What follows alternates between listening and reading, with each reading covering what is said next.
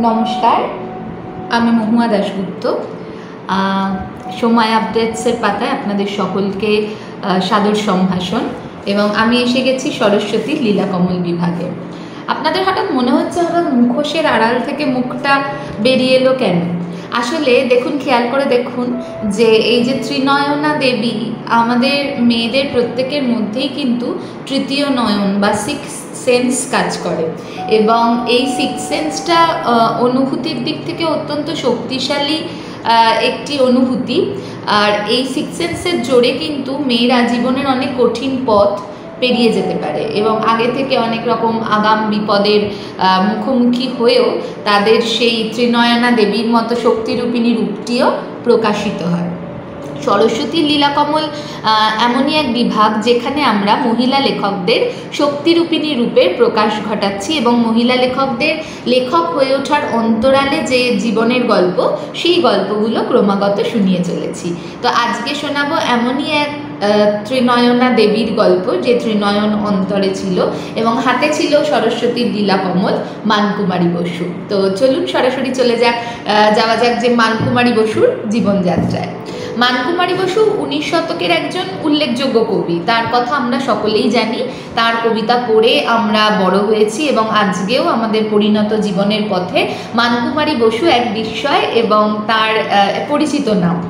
19 শতকের একটা দারুণ সময়ের কথা বলছি। তখন অন্দরমহলে ধরা যাক এক কিশোর দম্পতি বসে গল্প করছেন এবং ছেলেটি মেয়েটিকে কবিতা লেখার উৎসাহ দিচ্ছেন সেই সময় দাঁড়িয়ে, যেটা কিন্তু খুব একটা সহজ সময় ছিল না। তো মেয়েটির নাম মানকুমারী বসু। তিনি তার স্বামীর কাছে প্রশ্রয় এবং উৎসাহ পাচ্ছেন। উৎসাহ পেয়ে লিখে চলেছেন একের পর এক কবিতা।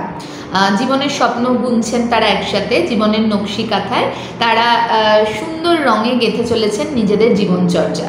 কিন্তু সময় বা জীবন তো একরকম থাকে না, প্রত্যেক মুহূর্তেই তাদের পরীক্ষার সম্মুখীন হতে হয় প্রতিটা মানুষকে।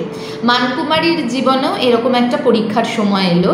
তার স্বামী মারা গেলেন এবং এক কঠোর বৈধব্য তার জীবনে চলে আসে 19 শতকে। সেখানে একে তো কঠিন সময়, তার উপর 19 শতকের সমাজ তারা কোনোভাবেই মেনে নিচ্ছে না একটি মেয়ের সহজে এগিয়ে চলা, অথবা কবিতা লেখা মানেই বৈধব্য, এটা তো এরকম একটা ধারণা ছিলই। সেই সময়ের প্রেক্ষাপটে দাঁড়িয়ে মানকুমারী বসু কেমন করে কবি হয়ে উঠলেন এবং কবি হিসেবে তার অভিযাত্রা ঠিক কেমন হলো, আজকে আমরা সেই গল্পই বলবো।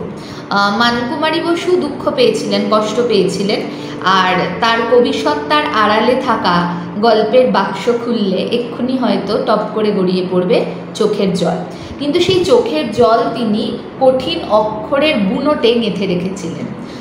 আমরা তো কঠিন সময় যে যেমন করে খুশি পার হই, তো কেউ সেই সময়টা শোকে ভাসিয়ে দিই, জীবনে আর কোনো কাজ করতে পারি না, আর কেউ কেউ সেই চোখের জলকে বর্ম বানিয়ে জীবনের পথে এগিয়ে চলে। মানকুমারী বসু এমনই একজন কবি। এই যে আধার সময়, সেই সময়ে মেয়েরা যখন এগিয়ে আসছে চিকের আড়াল থেকে, তাদের শব্দগুলি, অক্ষরগুলিকে নিয়ে একটা আলাদা পরিচিতি তৈরি করছে, তাদের কিন্তু সত্যি স্যালুট করা উচিত। তার কারণ আজকের দিনে দাঁড়িয়ে আমরা যারা লিখছি তারা কল্পনাও করতে পারবো না যে সেই সময় তারা কেমন করে নিজেদের জীবনের কথা ছন্দের মোড়কে গেঁথে লোকের সামনে প্রকাশ করেছিলেন।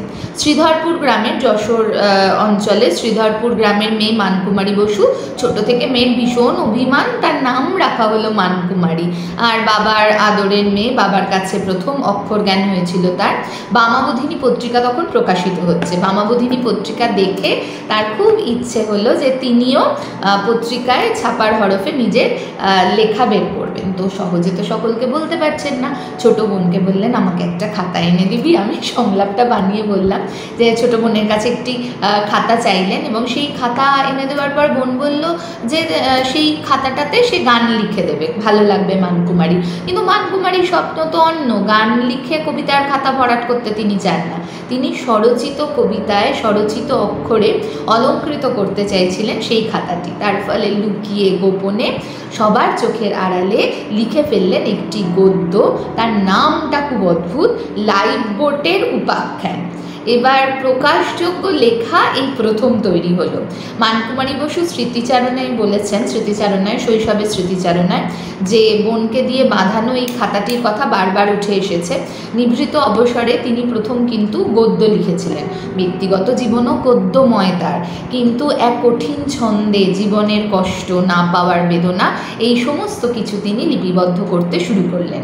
অমিত্রাক্ষর ছন্দে তিনি কবিতা লিখলেন, কাব্য লিখলেন। কাব্যের নাম একটি কবিতা লিখলেন প্রথম, পুরন্দরের প্রতি ইন্দুবালা। বোঝাই যাচ্ছে যে তার অন্তরে প্রেম রয়েছে এবং বাইরে রয়েছে বীরগাথা।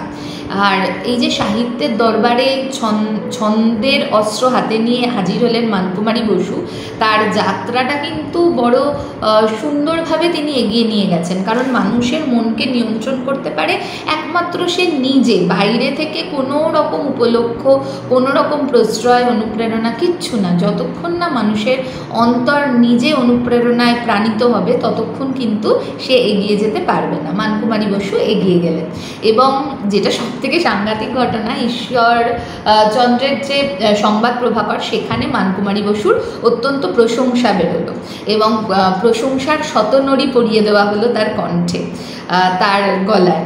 মানকুমারী বসু সত্যিকারেরই একজন এনলাইটেন্ড পার্টনার ছিলেন, যদিও তাদের দুজনের জীবন, মানকুমারী বসু এবং তার স্বামীর জীবন একত্রে বেশি দিন যায়নি, কিন্তু তাও তিনি লিখেছেন প্রিয় প্রসঙ্গ, তাও তিনি লিখেছেন বনবাসিনী উপন্যাস ছিল সেটি। তিনি অত্যন্ত সমাজ সচেতনও ছিলেন। কৌলিন্য প্রথা এবং বৈধব্যের যে কঠোর নিয়ম বাঙালি মেয়েদের জন্য নির্দিষ্ট হয়েছিল, সেগুলি ভাঙতে, সেগুলির প্রতিবাদে তিনি নিজের শব্দের সেনাকে দাঁড় করিয়ে ফেলেছিলেন। তিনি লিখেছিলেন, জীবনতে পুরিবে বাছা মা বাপ সম্মুখে, বোঝে না যে বিয়ে হায়, আর তার আজি একই দায়, বিধবা কহিতে বুক ফেটে যায় দুঃখে, বিধি হে এ পোড়া বিধি কে আনিল মুখে। পতিতাদের প্রতিও কিন্তু তার একটা এমপ্যাথি কবিতায় খুঁজে পাওয়া গিয়েছিল। কেবল বেদনা নয়, স্বদেশপ্রেমের দৃপ্ত কবিতাও তিনি লিখেছেন এবং তার কবিতায় দার্শনিক অনুভূতিও আমরা খুঁজে পাই। একটা কবিতার একটু অংশ পড়ছি। ভাঙিও না ভুল প্রভু, ভাঙিও না ভুল, এ ব্রহ্মাণ্ড রঙ্গভূমি, এক অভিনেতা তুমি, তবু আমারই তুমি শিখিয়াছ স্থূল। ক্ষুদ্র বিশ্ব হয়ে যায় যাক, এ প্রাণ তোমাতে থাক, ও চরণ বুকে থাক হয়ে বদ্ধমূল। জীবলীলা অবসানে ওই প্রেম সিন্ধু পানে, ছুটিবে জীবন গঙ্গা করি কুলকুল। ভুলে যদি থাকি প্রভু, ভাঙিও না ভুল। মানকুমারীর কবিতায় একটা অধরা মাধুরী আছে, পদ্ম ও সূর্যের ভালোবাসার কথা আছে, যারা কেউ কাউকে কোনোদিন স্পর্শ করতে পারবে না, কিন্তু পরস্পরের দিকে চেয়ে সময় কাটাবে। তার নিজের জীবনের খণ্ডিত প্রেমের উপাখ্যান এইভাবেই তিনি হয়তো প্রকাশ করেছিলেন। মধুসূদন দত্তের ভাইঝি ছিলেন মানকুমারী।